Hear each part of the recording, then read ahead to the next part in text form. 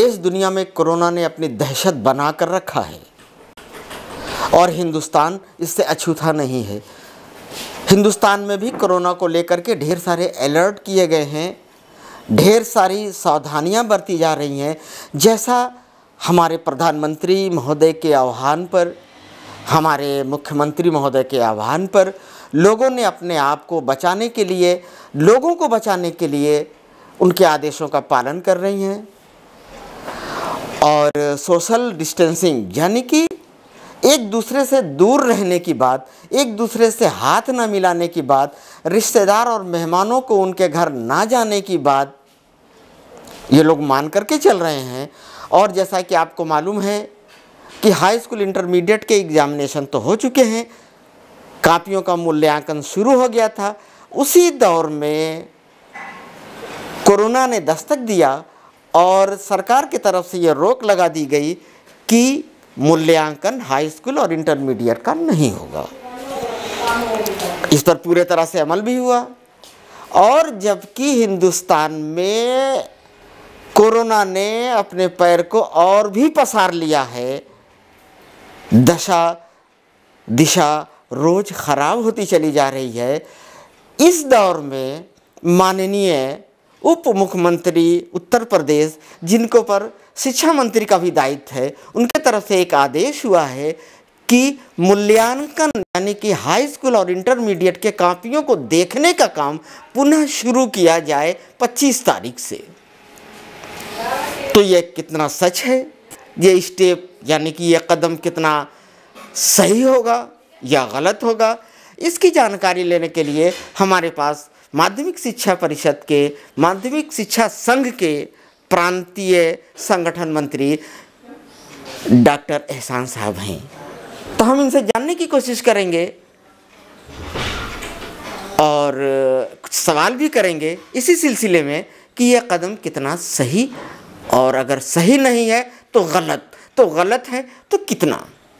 तो आइए चलते हैं एहसान साहब के पास।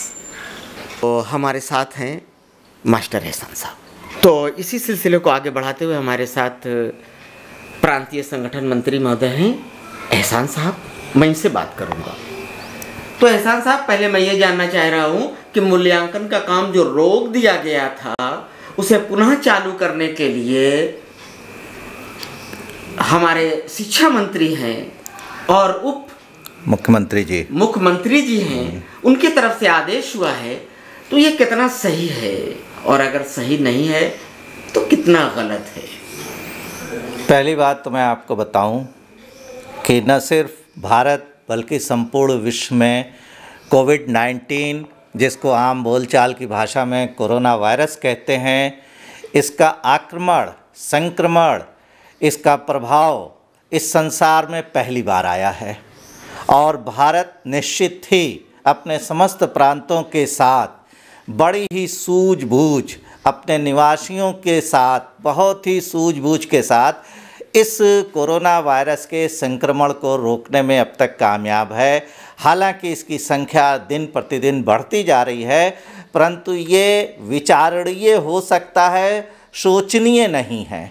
इस परिप्रेक्ष्य में माननीय उप मुख्यमंत्री डॉक्टर दिनेश शर्मा जी का जो आदेश निर्गत हुआ है कि परिषदीय परीक्षाएं 2020 का जो उत्तर पुस्तिकाएं हैं उनका मूल्यांकन आगामी 25 अप्रैल से प्रारंभ होगा। इसके लिए जनपदों में जिला विद्यालय निरीक्षकों को, बोर्ड कार्यालयों को निर्देशित किया जा चुका है।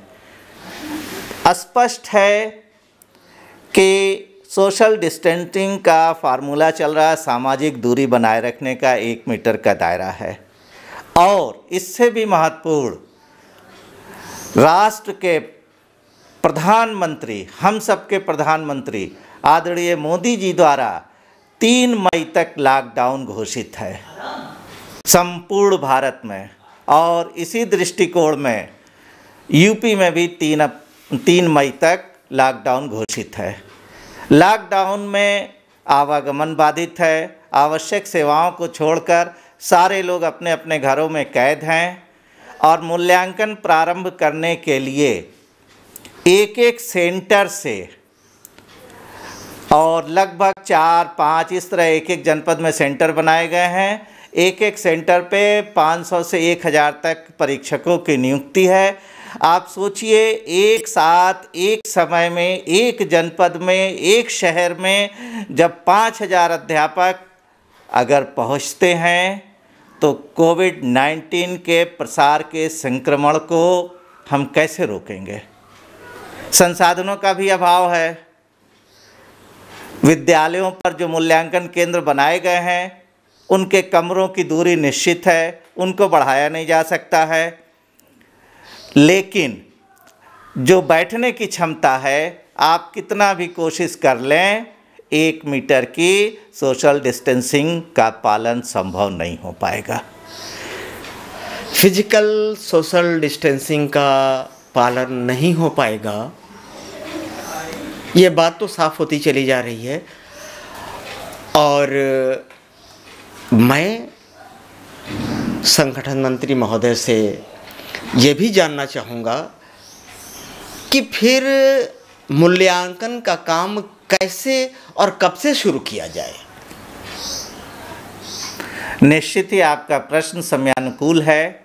मूल्यांकन कार्य भी एक आवश्यक सेवा है जिसे पूरा करना है। लेकिन प्रधानमंत्री जी जब आए दूसरे चरण में तो जान है जहान है, जब हम होंगे, जब देशवासी होंगे, तब कोई और कार्य की बात आती है। ऐसी स्थिति में लॉकडाउन समाप्त होने के बाद 5 मई, 10 मई, 15 मई से मूल्यांकन कार्य प्रारंभ किया जा सकता है और निश्चित ही इसका आने वाली अन्य कक्षाओं के प्रवेश, यानी हाई स्कूल के छात्र तो फर्स्ट ईयर में आ जाएंगे, लेकिन इंटरमीडिएट के छात्र जिनके लिए लोग चिंतित हैं कि उनका विश्वविद्यालय में प्रवेश कैसे होगा, वो भी कोई समस्या नहीं होगी, क्योंकि अधिकतम सामान्य समय में 30 से 40 दिन का समय लगता है रिजल्ट देने में, लेकिन विशेष परिस्थितियों में इसको 20 दिन के अंदर भी रिजल्ट निकाला जा सकता है।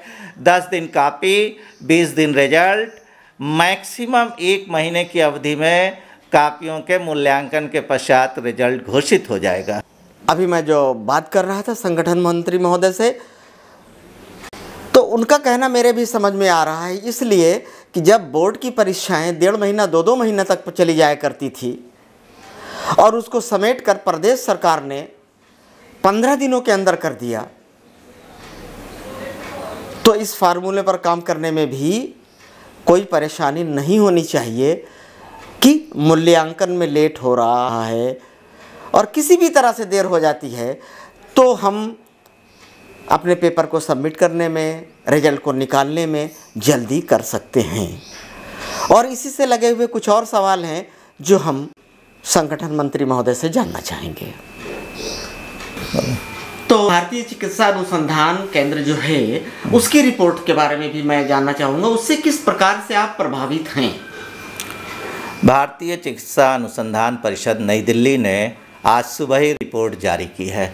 उसके अनुसार 30 अप्रैल तक दिन प्रतिदिन कोरोना संक्रमण का प्रसार बढ़ेगा और 30 अप्रैल 2020 भारतवासियों के लिए कोरोना संक्रमण का चरम सीमा होगी। आप बिल्कुल घबराएं नहीं। चरम सीमा का मतलब एवरेस्ट फतह करने के बाद नीचे ही आना होता है। ICMR के अनुसार 1 मई से कोरोना प्रसार संक्रमण कम होगा। ऐसी स्थिति में ICMR की रिपोर्ट को देखते हुए और प्रदेश सरकार द्वारा कार्यालयों को खोले जाने में जो सिस्टम दिया गया है, जो पद्धति दी गई है, रोस्टर सिस्टम, 33% उपस्थिति। मूल्यांकन कार्य शिफ्टों में नहीं हो सकता है, 10 में नहीं हो सकता, 5 में नहीं हो सकता।